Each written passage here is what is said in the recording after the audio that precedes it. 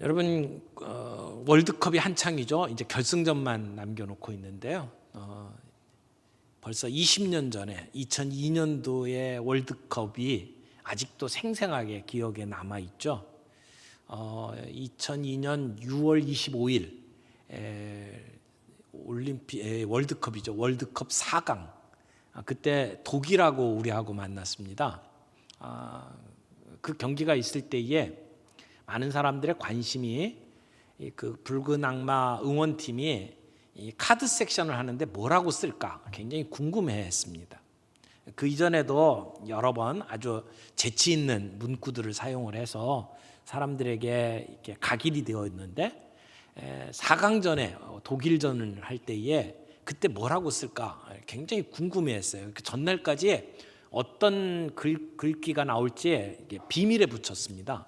그리고 그날 당일날이 돼서야 운동장에 카드 섹션을 딱 하면서 글귀가 나왔는데 그때 보여졌던 글귀가 꿈은 이루어진다라고 하는 거였어요.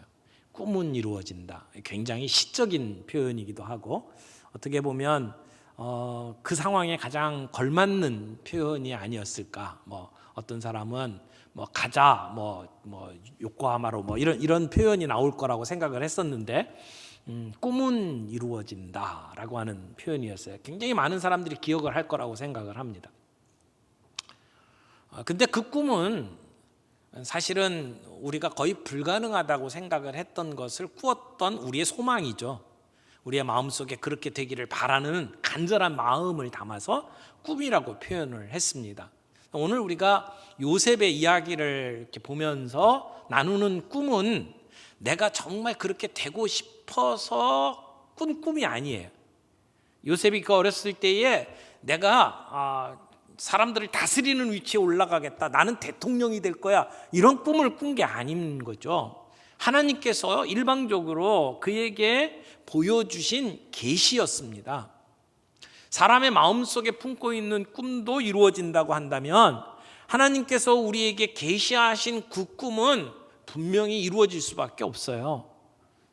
하나님께서 요셉에게 주셨던 그 꿈이 어떻게 이루어지고 있는지 오늘 우리들이 이 본문을 통해서 함께 보게 됩니다. 지난주에 같이 살펴봤던 말씀을 보면 요셉의 삶에 대전환이 일어났죠.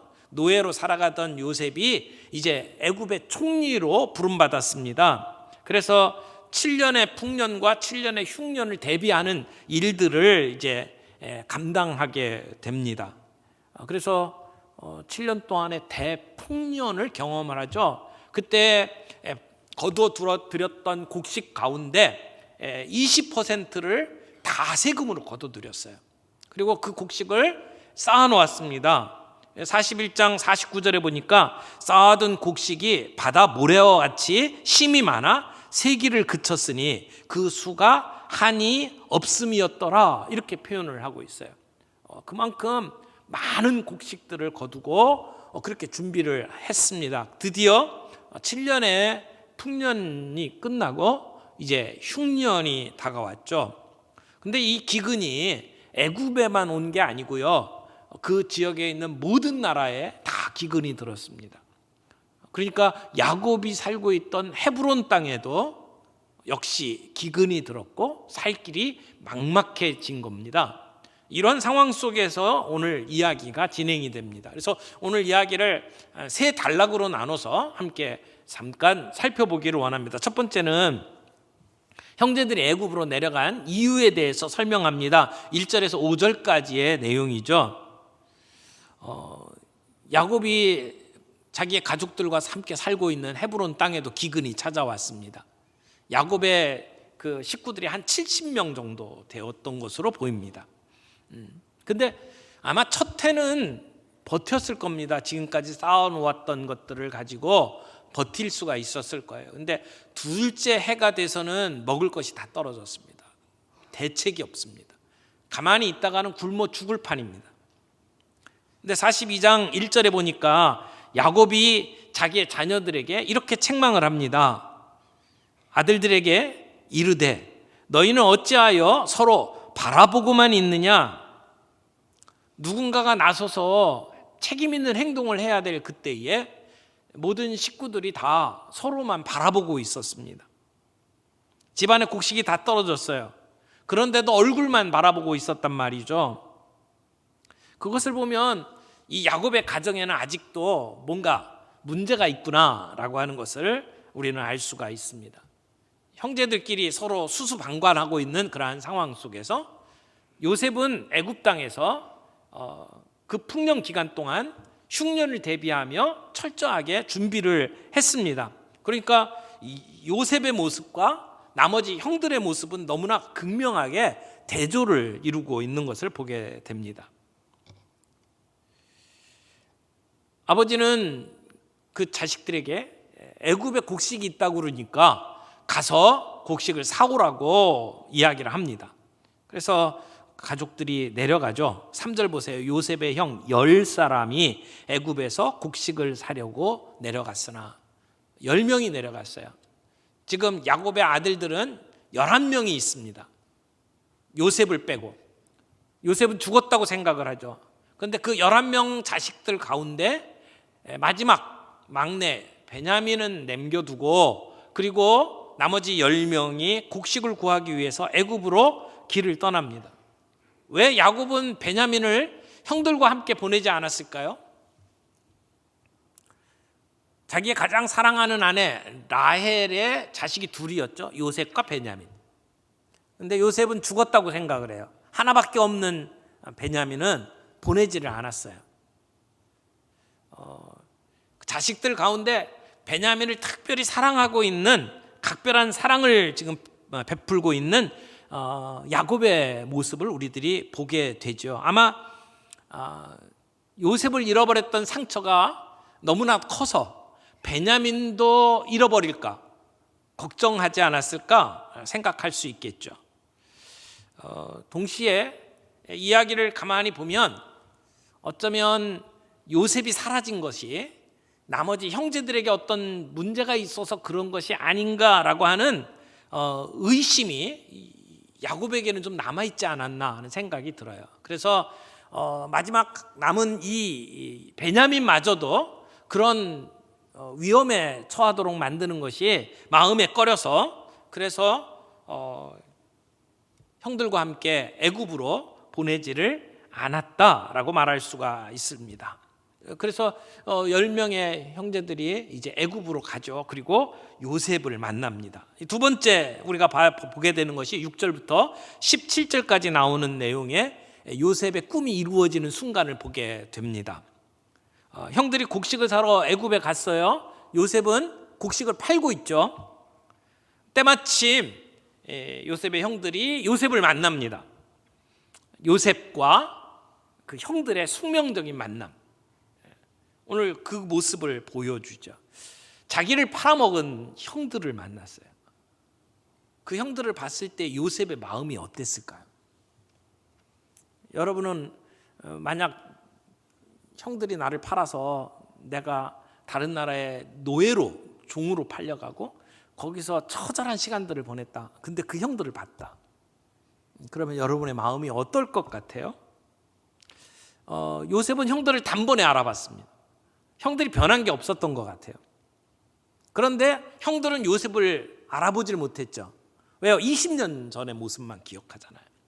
거기다가 아마 성장도 했을 것이고 그리고 지금 요셉은 세마포 옷을 입고 총리로 서 있잖아요. 아마 얼굴을 제대로 쳐다보지도 못했을 거예요. 엎드려 절하고 있는 상황에서 요셉의 얼굴을 제대로 보지도 못했을 거예요. 그리고 지금 요셉은 이집트 말을 하고 있어요. 형들과의 대화는 통역을 통해서 하고 있습니다. 그러니까 자기들이 팔아먹은 요셉이 저기에 총리로 서 있을 것이다 라고는 아마 상상조차 못했을 겁니다. 전혀 다른 사람의 모습으로. 그리고 이름도 바뀌었잖아요. 요셉이라고 부르지 않잖아요. 사브네 바네아라고 하는 이름으로 그 앞에 서 있습니다. 그러니까 요셉은 그 형들을 단박에 알아봤지만 형들은 요셉을 알아볼 수가 없었습니다. 근데 그 순간에 요셉은 옛날 20년 전에 자기가 꾸었던 꿈이 생각이 났어요. 어떤 꿈이었죠? 곡식단이 절하는 꿈을 꿨잖아요. 11개의 곡식단이 자기에게 절하는 꿈을 꿨단 말이에요. 그런데 지금 10명의 형들이 와서 곡식을 사기 위해서 자기 앞에 와서 엎드려 절하고 있는 모습을 보게 된 거죠. 꿈이 이루어지는 겁니다. 물론 완벽한 시련은 아니에요. 곡식단 11개였으니까 지금 형제들 가운데 10명이 와서 지금 절하고 있잖아요. 완벽한 성취는 아니지만, 그러나 하나님이 그에게 주셨던 꿈이 바로 이것이구나라고 하는 것을 요셉은 그때 확인할 수 있었을 겁니다.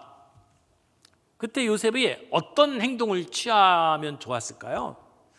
가능성 있는 그 요셉의 처신.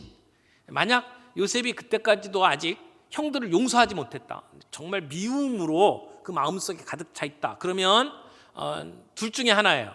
하나는 복수극을 펼치는 거죠. 나에게 그렇게 못된 짓을 했던 그 형들 내가 이번에 철저히 응징하리라.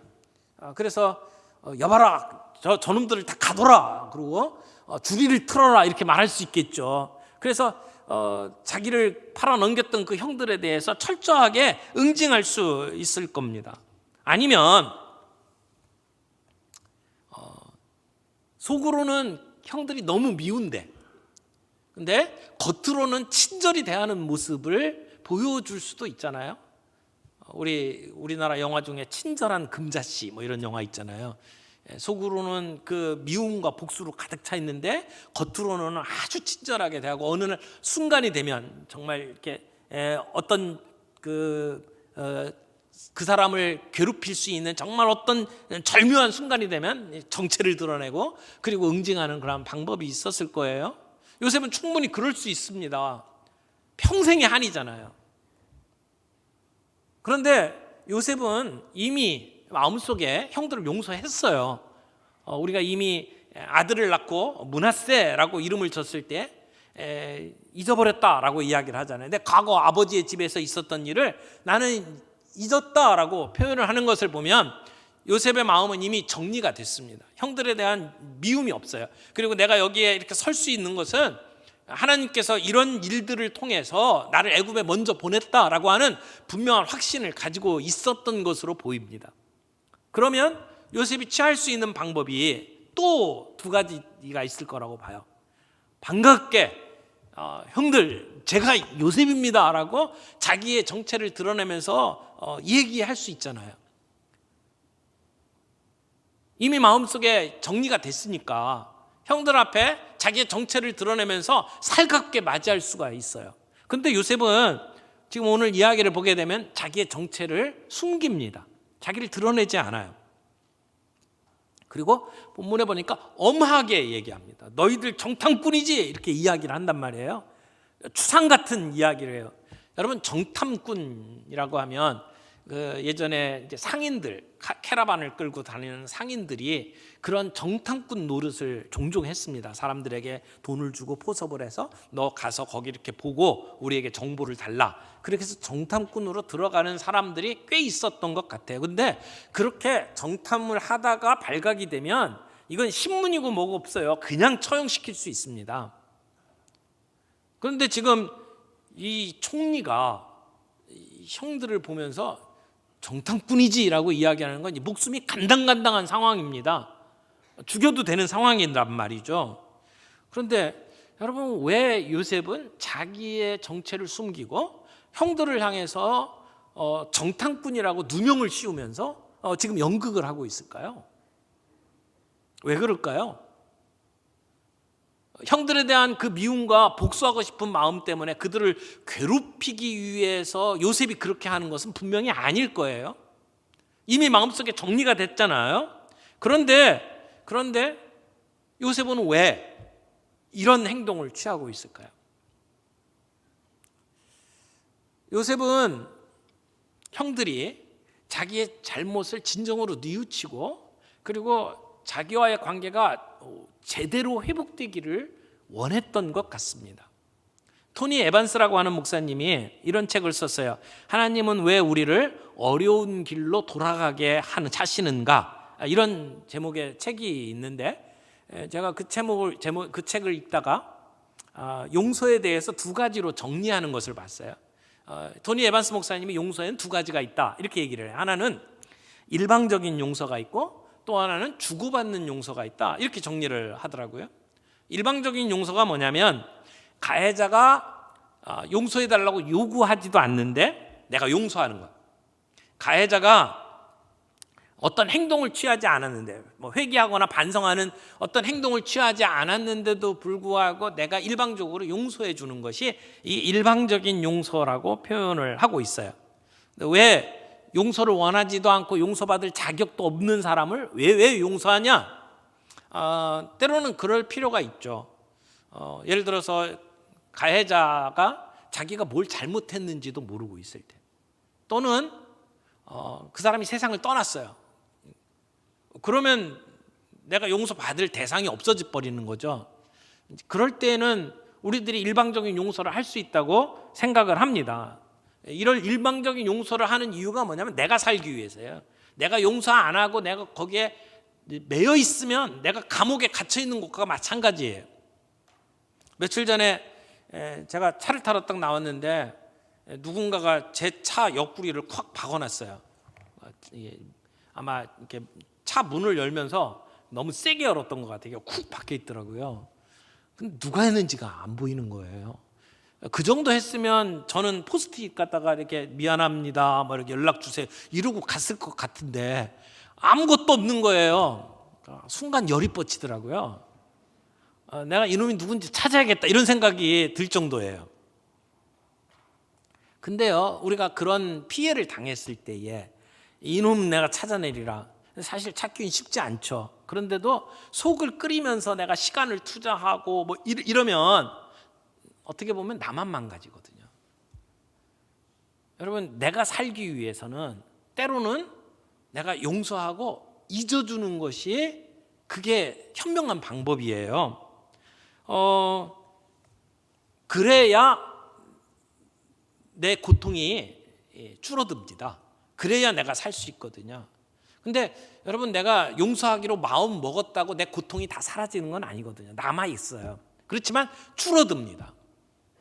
제가 어렸을 때 저희 옛날 예배당에 이렇게 종탑이 있었어요. 그리고 거기에 종이 달려가지고 예배 시간 30분 전이면 이렇게 잡아당겨가지고 종을 쳤어요. 이렇게 땡그랑 땡그랑 하면서 종을 쳤던 기억이 나는데, 그때 이렇게 손으로 잡아당기면 이게 종이 이렇게 움직이면서 땡 하고 소리가 난단 말이에요.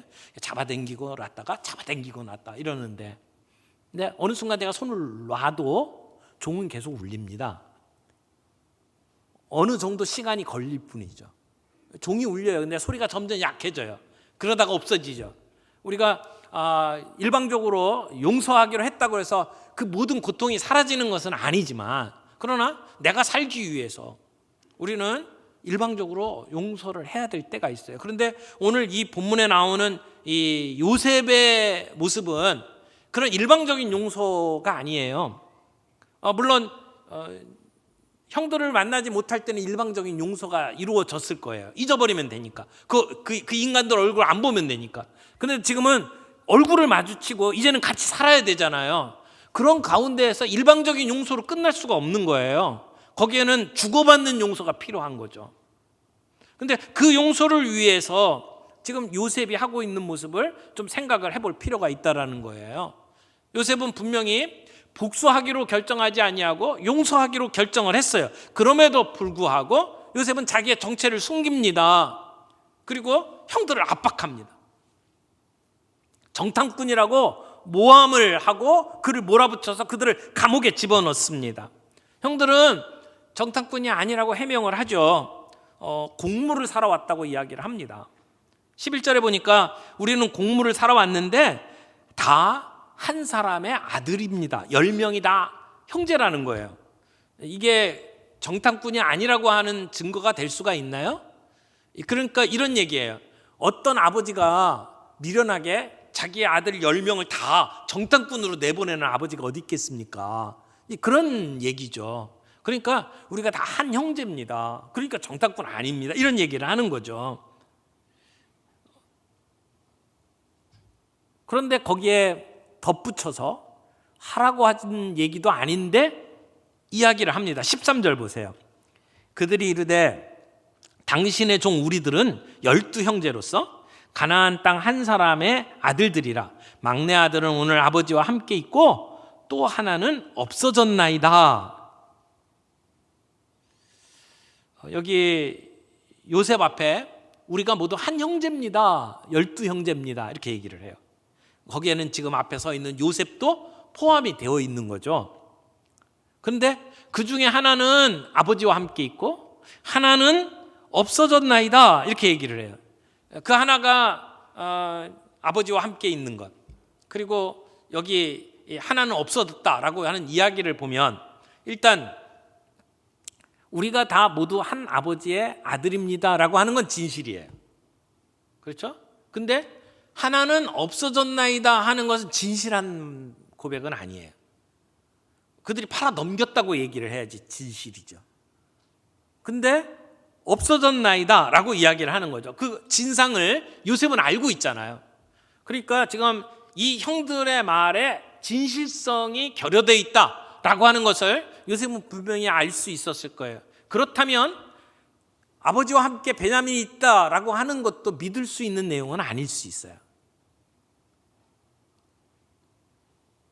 그런 대화들이 오고 가는데 지금 형들이 요셉 앞에 뭐라고 표현을 했냐면 당신의 종 우리들은 이렇게 표현하죠. 굉장히 아이러니컬한 표현이에요. 자기들이 팔아 넘긴 요셉이 지금 애굽의 총리로 서 있고 자기들이 그 앞에 엎드려 가지고 당신의 종입니다 이렇게 얘기를 하는 거죠. 그런 상황에서 요셉이 너희들이 정탐꾼이 아니라는 증거를 대라 이렇게 몰아붙입니다. 그 증거를 어떻게 대라고 이야기를 합니까? 아버지와 함께 있다는 그 막내 데려와라. 데려오면 믿겠다. 그렇지 아니하면 내가 바로의 명으로 너희들을 다 처단하겠다. 지금 이렇게 이야기를 하고 있는 겁니다. 내가 정탐꾼이 아니다, 스파이가 아니라고 하는 것을 증명할 수 있는 길은 딱 하나밖에 없게 돼버린 거예요. 가서 아버지 곁에 있는 베냐민을 데려오는 것. 근데 아버지가 그냥 순순히 내어주겠습니까? 하나밖에 없는 라헬의 아들 아닙니까? 요셉은 죽었다고 생각을 하니까. 그러니까 이 아들은 지켜야겠다 생각을 할 거예요. 난감한 상황이 됐습니다. 결정을 못하죠. 그러니까 요셉이 그들을 감옥에 가둡니다. 17절 보세요. 그들을 다 함께 3일을 가두었더라. 모두 3일 동안 감옥에 가둡니다. 요셉은 바깥에 자유인으로 남아있고 형들은, 요셉을 팔아넘긴 형들은 다 감옥에 갇히게 되는 거죠. 그리고는 거기서 자기의 진실성을 증명해내야 합니다. 그런데 그게 쉬울까요? 갇혀있는 사람들이 어떻게 자기의 진실성을 증명해낼 수 있겠습니까? 그런데 요셉은 그들을 오랫동안 감옥에 가둘 수가 없어요. 왜냐하면 지금 아버지 집에는 먹을 것이 없어서 굶어가고 있거든요. 그들을 보내줘야만 합니다. 그래서 요셉은 3일 만에 그들을 다시 만나죠. 그리고 그들에게 살 길을 제시합니다. 우리 18절에서 25절 내용을 보면 형제들이 살 길을 제시하고 있는 요셉의 모습을 보게 됩니다. 18절 봅니다. 사흘 만에 요셉이 그들에게 이르되 나는 하나님을 경외하노니 너희는 이같이 하여 생명을 보존하라. 이상합니다. 요셉이 내가 하나님을 경외하는 사람이다 라고 자기를 소개합니다. 자기의 정체, 내가 요셉입니다 라고 하는 얘기는 하지 않지만 내가 하나님을 경외하는 사람입니다 이렇게 고백을 하고 있어요. 애굽의 총리가 하나님을 경외하는 사람이라고 이야기를 하는 거예요. 그러니까 지금 내가 너희들을 이렇게 다루는 것은 사사로운 감정으로 다루는 게 아니다 라고 하는 것을 이야기하는 것이기도 하고 동시에 내가 신뢰할 만한 사람이다 라고 하는 것을 증명해 보이는 표현이기도 할 겁니다. 그리고 요셉은 지금 이 형들에게 내가 하나님을 경외하는 자로서 지금 이야기를 하는데 여러분도 너희도 하나님을 경외하고 두려워해야 된다라고 지금 말하고 있는 것과 동일하다고 보여집니다. 그들이 하나님을 경외함으로 살 길을 찾도록 지금 요셉이 요구하고 있는 거죠. 그러면서 요셉이 절충안을 제시를 합니다. 앞에서는 요셉이 뭐라고 이야기했냐면 너희들 10명 형제들 가운데 9명은 감옥에 갇혀 있고 1명이 가서 베냐민을 데려와라, 이렇게 얘기를 했던 요셉이 3일 뒤에는 절충안을 냅니다. 뭐라고 이야기냐면 너희 중에 한 형제만 감옥에 갇혀 있고 나머지 9이 돌아가라. 그리고 베냐민을 데려와라. 이것은 아버지와 그의 가족들을 사랑하는 요셉의 마음이 담겨져 있는 절충안이라고 생각이 돼요. 지금 굶어가고 있잖아요. 그들에게 필요한 충분한 양식을 가지고 가려면 가족들이 가야 돼요. 그래서 9명의 형제를 풀어주는 거죠. 그러면서 동시에 지금 요셉에게 필요한 것은 베냐민의 상황을 알고 싶은 거예요. 그래서 베냐민을 데려와라. 그렇게 되면 요셉의 필요도 충족시키고 지금 가족들의 필요도 충족시키는 그러한 절충안이라고 말할 수 있습니다. 그런데 이런 제안을 했을 때 형제들이 안도의 한숨을 쉰 게 아니에요. 절망합니다. 그러면서 자기들끼리 이야기를 하죠. 21절에 보니까 그들이 서로 말합니다. 그들이 서로 말하되 뭐라고 얘기합니까? 우리가 아우의 일로 말미암아 범죄하였도다. 누구의 책임이 아니라 우리가 요셉의 일로 말미암아 범죄했다고 자기의 잘못을 인정합니다. 이게 요셉에게 하는 말이 아니에요. 자기들끼리 하는 말이죠. 요셉이 못 알아듣는다고 생각하고 자기들끼리 이야기를 하는 겁니다. 그걸 보면 지금 이 형들의 마음속에는 잘못했다라고 하는 인식은 분명히 있는 거예요. 죄를 회개하는 겁니다. 그리고 우리들이 지금 이런 감옥에 갇히고 좀 죽게 된 이런 상황은 우리의 죄값을 치르는 것이다 라고 이야기를 합니다. 그때 루벤이 이야기를 하죠. 내가 그때 그 아이에 대해서 죄를 짓지 말라고 하지 아니하였더냐 라고 이야기를 하죠. 루벤이 실제로 요셉을 죽이려고 할 때에 우리가 요셉의 생명을 해치지는 말자 이렇게 이야기를 하고 그들을 말렸어요.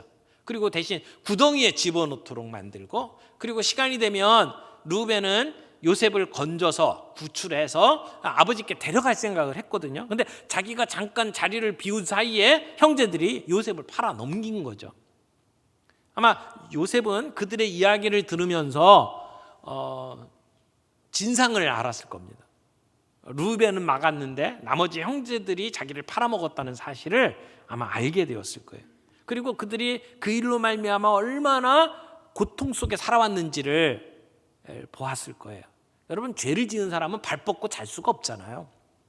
그들이 고통당하다가 지금 이런 어려운 상황에 처하니까 우리가 그 죄값을 받는다라고 이야기를 하는 모습을 보면서 요셉은 진상을 알고 그러면서 형들이 불쌍하게 보였을 것이라고 생각을 합니다. 용서는 마음속에 용서할 뿐만 아니라 그 용서를 선포를 해야 돼요. 근데 지금 요셉은 그 형들에게 그런 용서를 선포하지 않습니다. 기다립니다. 그들에게 어떤 일들이 벌어지기를 기다리고 있어요. 그리고 요셉은 그 형들이 하는 이야기를 이렇게 듣다가 서름에 복받쳐서 형들을 피해서 다른 곳에 가서 실컷 울고 나오죠.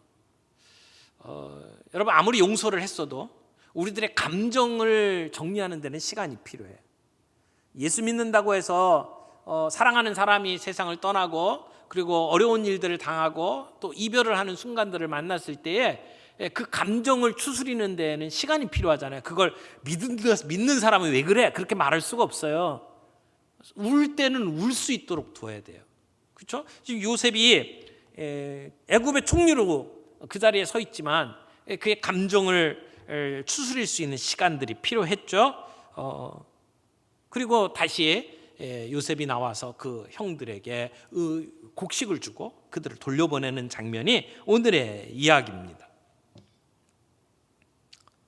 여러분, 요셉이 형들을 대하는 태도를 보게 되면 용서에는 어떤 과정이 필요하구나라고 하는 것을 볼 수가 있어요. 그냥 단순히 해프게 내가 용서했어 그렇게 말한다고 그 관계가 회복되는 것만은 아니라고 하는 사실입니다. 어떤 과정들이 필요해요. 그리고 그 기간 동안에 용서하는 사람도 힘들지만 기다려주는 시간이 필요하죠. 그들이 진정으로 회개하고 그들이 잘못을 뉘우치고 그래서 관계가 회복될 수 있도록 만드는 그런 과정들이 필요한 것을 보게 됩니다. 요셉이 형들에게 자기 자신을 그냥 내가 요셉입니다라고 드러내지 아니하고 그들에게 회개할 수 있는 시간을 주고 그들의 진정성 있는 그러한 그 회개의 모습들이 드러날 수 있도록 좀 기다려주고 있는 모습들을 보게 된 거죠.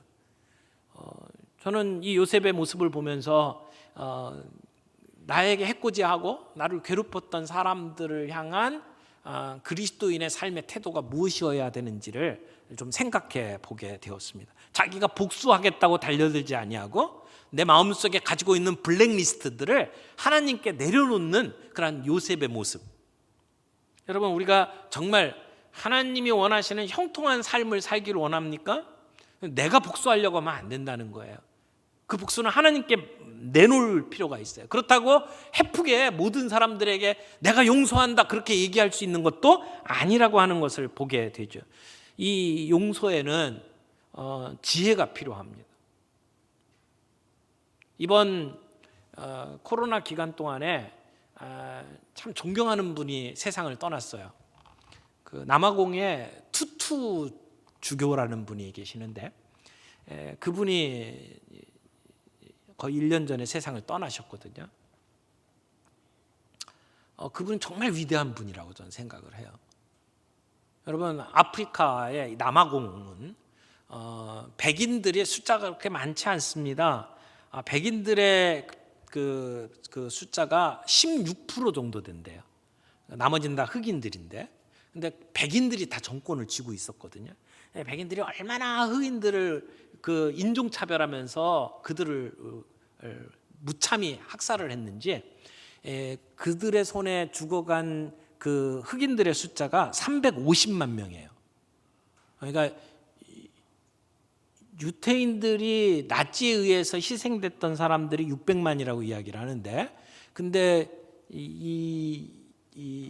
그 남아공에서 죽어간 사람이 350만 명이거든요. 정말 많은 사람들이 희생을 당했습니다. 그런데 나중에 이제 정권이 바뀌죠. 이제 자유총 선거가 이루어지고 그리고 넬슨 만델라가 이 남아공의 대통령이 됩니다. 그때 많은 사람들이 이제 우리 때가 됐다. 이제 정권이 바뀌었잖아요. 그래서 철저하게 응징해야 된다. 그렇게 나섰습니다. 근데 그때 넬슨 만델라가 화해와 진실위원회라고 하는 것을 만들고 거기에 초대 의장으로 투투 제대주교를 세웠어요. 그때 투투가 어떻게 결정을 하냐면 우리가 지금까지 당했던 걸 보복하는 것으로 우리의 문제를 해결할 수 없다. 그렇게 되면 모두 망한다. 우리가 한 발짝이라도 앞으로 나아가기 위해서는 다른 방법을 취해야 된다. 그리고 그것이 우리 인류가 살 길이다. 그러면서 제시한 것이 3가지였어요. 하나는 진실을 고백하자. 진실을 숨기지 말고 진실을 고백하자. 2번째, 솔직하게 진실을 얘기하는 사람들에게는 형사적인 처벌을 하지 말자. 이건 굉장히 대단한 거예요. 진실을 고백하는 자에게 형사적인 처벌을 하지 말라. 3번째, 가해자는 자기의 있는 힘 최대한으로 피해당한 사람들에게 보상하자. 물질적으로, 정신적으로. 이 3가지 원칙을 정했어요. 그래서 사람들을 하나로 묶었습니다. 여러분, 우리 사회의 가만 모습을 보세요. 내가 당했던 걸 보복하다가 지금 이 문제들이 생기잖아요. 얼마나 많은 갈등이 있어요. 옛날에 있는 것 하나하나 끄집어내갖고 보복한다고 우리 사회가 나아집니까? 그렇지 않거든요. 그러나 우리의 사회의 문제들을 그냥 용서한다고 무조건 용서를 남발하는 것도 문제를 해결하는 게 아니에요. 거기에 지혜가 필요하거든요. 이 투투 대주교가 이 진실을 드러내고 그러면서도 화해를 할 수 있는 방법으로 이끌어내요. 그래서 만델라와 투투 대주교가 노벨 평화상을 받잖아요. 그랬던 분이 이번 코로나 상황에서 세상을 떠나셨어요. 근데 너무 세상이 뒤숭숭하고 막 그러다 보니까 그분의 돌아가신 것에 대해서 사람들이 이렇게 기리고 그분의 업적에 대해서 생각해 볼 수 있는 시간이 없이 지나간 것에 대해서 너무 아쉬운 생각이 들었습니다. 여러분, 그가 얘기했던 게 이거예요. 우리가 이 사람들에게 그 가해자들에게 용서를 하되 응징적인 정의가 아니라 우리가 그들에게 잘못한 것을 그냥 드러내고 그들을 처벌하는 것이 다가 아니라는 거예요. 회복적 정의를 하자 이렇게 표현을 했어요. 응징적 정의가 아닌 회복적 정의를 하자. 이게 지금 요셉이 형들에게 하고 있는 용서의 방법이라고 생각이 듭니다. 예수님께서 우리에게 보여주신 용서가 그런 용서잖아요. 보복하는 용서가 아니에요. 그러나 용서가 쉽게 이루어지는 것도 아니에요. 예수님께서 자신의 목숨을 내어주면서 이루어지는 값진 희생으로 만들어지는 용서잖아요.